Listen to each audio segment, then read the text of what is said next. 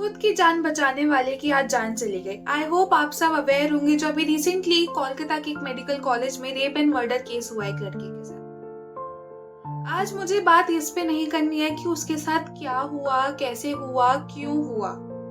मुझे बात करनी है कि कब तक और होता रहेगा। क्या हम लड़कियां सिर्फ घर में बंद रह जाएं? अगर कोई लड़की एक वर्क प्लेस में सेफ नहीं है तो आप भी सोचो कि हम कहाँ सेफ हैं।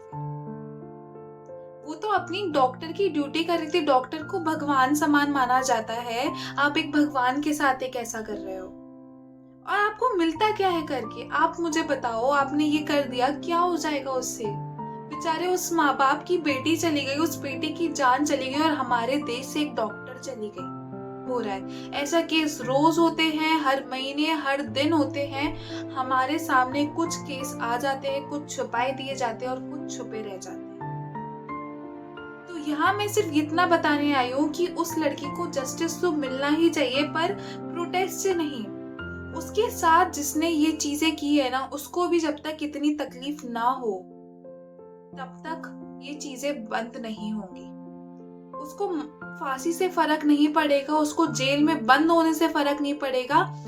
उस लड़की को फर्क पड़ेगा, उसको जस्टिस तब मिलेगा जब उस लड़के के साथ भी उतना ही तड़पाया जाए जितना वो लड़की उस रात को तड़प रही थी। जैसा वो लड़के ने उस लड़की के साथ करा है ना, उसके साथ जब तक वो हुआ नहीं, उसको मारा नहीं जाए, उसको तड़पाया जाए ना, तब जाके जस्टिस मिलेगा। प्रोटेस्ट करने से होगा क्या?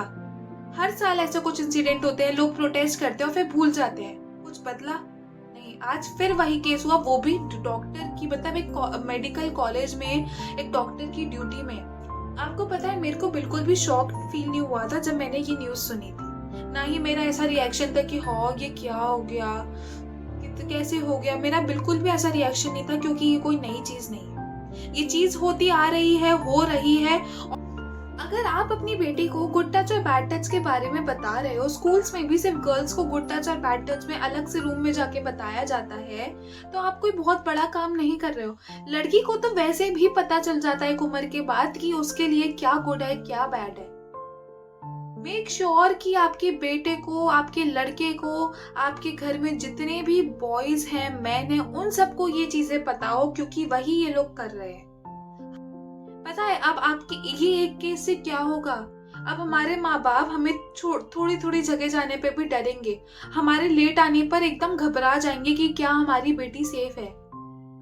और जो लोग डॉक्टर बनने के लिए अपनी बेटी सपना देखते थे, वो सपना भी वो छोड़ देंगे कि एटलीस्ट मेरी बेटी घर पे मेरी आंखों के सामने रहेगी तो वो सेफ रहेगी। कम से कम उसके साथ ये तो नहीं होगा जो आज उस लड़की के साथ हुआ है।